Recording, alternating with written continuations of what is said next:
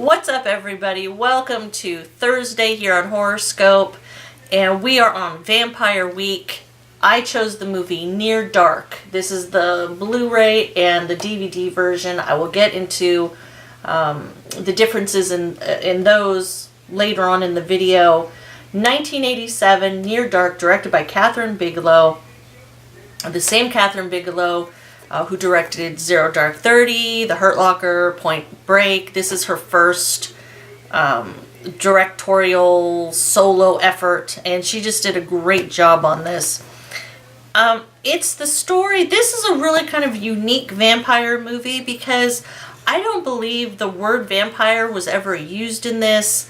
You know, it's not your stereotypical vampire movie.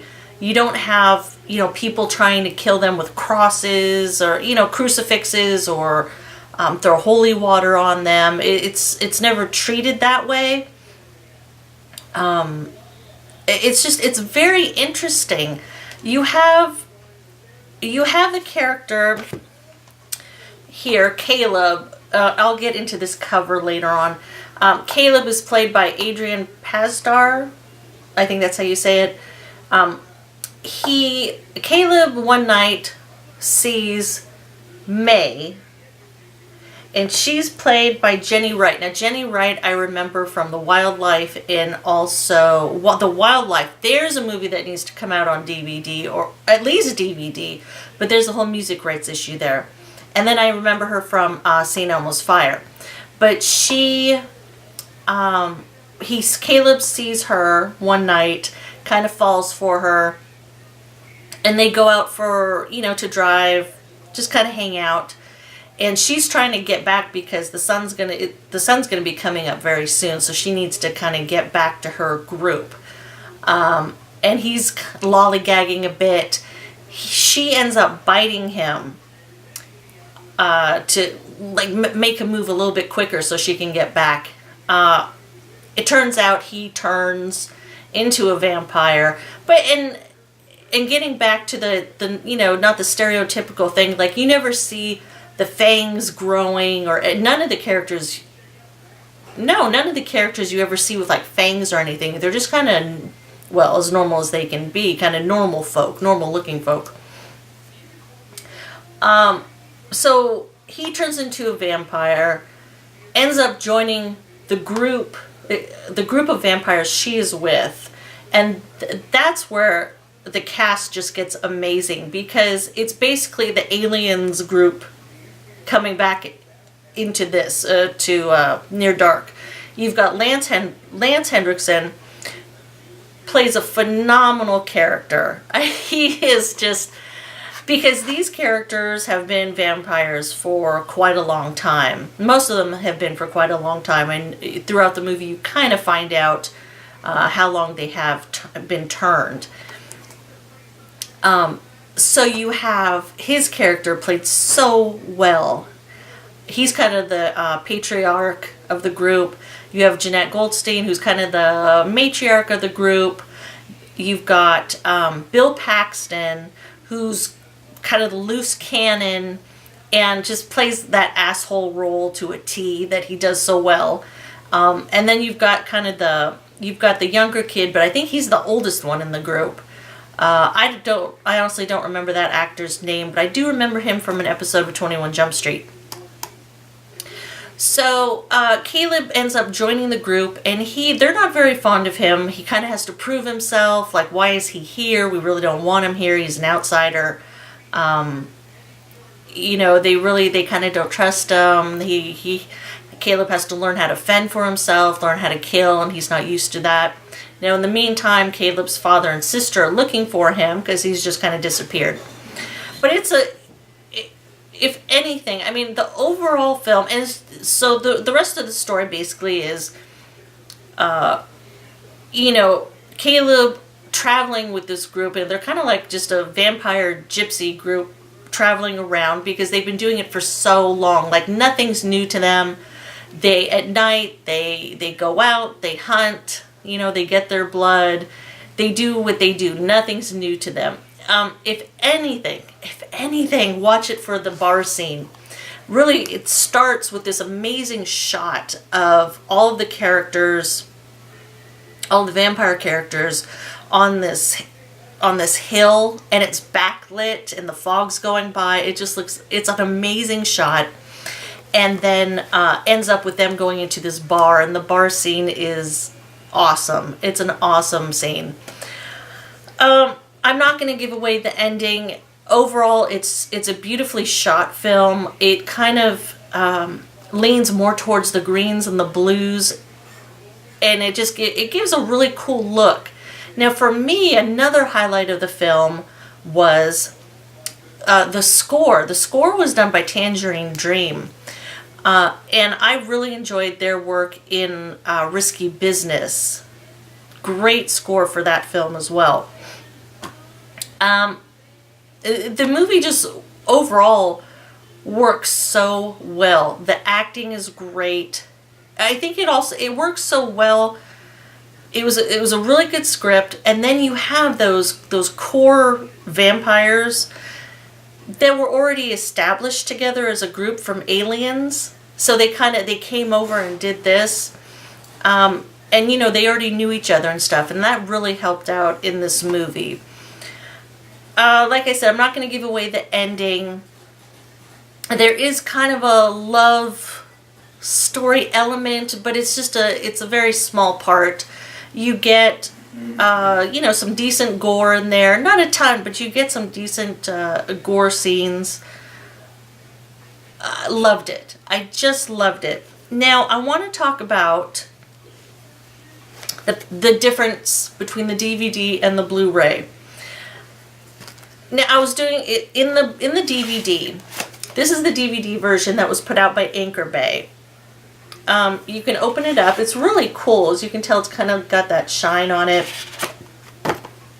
It's got the characters on there. There's Bill Paxton, Lance Henriksen, there's Jeanette Goldstein, and there's the kid. And then you've got the 2 discs. You've got the DVD and then the bonus disc. Inside you get this cool booklet. It gives you a little insight into the film. You get some really cool, artwork. You get a look at the theatrical posters, some poster art that they didn't use, some interesting facts about it, some promo artwork. Anchor Bay did a good job with this release. We also learned that Near Dark went up against The Lost Boys, which, another vampire movie. It turns out this, Near Dark just kind of was shoved to the side and was only in theaters about a couple weeks, and then kind of went into obscurity. It was released on VHS, but then it went out of print in the mid-90s, and then no one had kind of heard about it for a while. It kind of went away.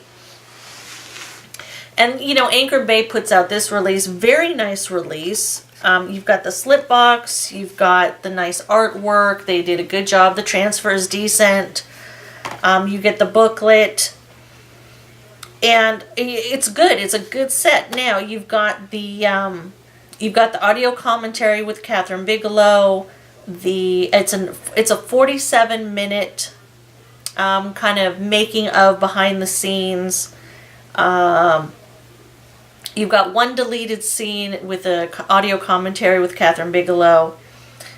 You've got theatrical trailers, storyboards, poster and still gallery, behind the scenes still gallery, talent bios, and then a couple DVD-ROM goodies. You get the screenplay and then some screensavers.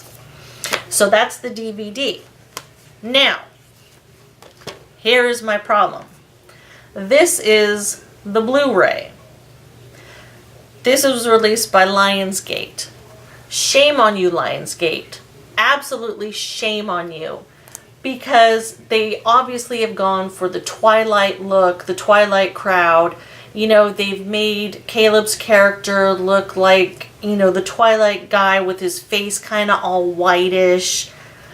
That's never in the film. I mean, they kind of make this film out to look like a romantic bullshit movie, and it's not. It's you know, the romance plays a little bit in it, but not like this makes it out to be. And then, you know, you kind of get the group of vampires down there. Shame on you. The transfer on the blue, and what makes me mad is, you know, if you weren't familiar with Near Dark and you're walking through whatever, you know, like maybe your FYE, or I wouldn't expect Best Buy to carry this, but like a used store, and you looked at this, you would think, oh, this looks like some vampire bullshit movie. I'm not going to watch that, which is a shame, because I think the people that think it's going to be Twilight are going to be highly disappointed. And then it's not fair, because the horror fans or vampire fans are going to walk by this and then totally, you know, not care about it. I would love to see Scream Factory get a hold of Near Dark and just do a bang up edition, you know, get some good cover art, commission some original art, and, you know, give this film a really proper release. Now, most of the special features are ported over, but you're missing some of the minor stuff. You're missing the storyboards, the still galleries, the talent bios. Now, I know those are kind of minor things, but why? I don't know if there was a legal reason they couldn't port them over, but why not? I mean, it's a Blu-ray, there you have the space for it. I'm not quite sure why they didn't bring it over, but the, you know, the packaging just infuriates me on this one. So shame on you, Lionsgate. It's just, please give it a watch. If you have never seen Near Dark, please give it a watch. It's a different type of vampire movie, and I really enjoyed it. Really, really enjoyed it. If you're looking for, you know, the more of the horror element, the gore element, there is that in there. I mean, it's not like totally right in your face, but it's done well. So, Near Dark, please give it a watch. That's about it for this Thursday. Please join me next week, and join everyone else next week. I think next week, I don't know if we've announced it. I think it's horror. No, is it horror sci-fi? It might be. So just give it a watch. You'll see what it is. Take care. Inside you get this really cool booklet. It talks about kind of the film, what, you know, kind of the, fuck you.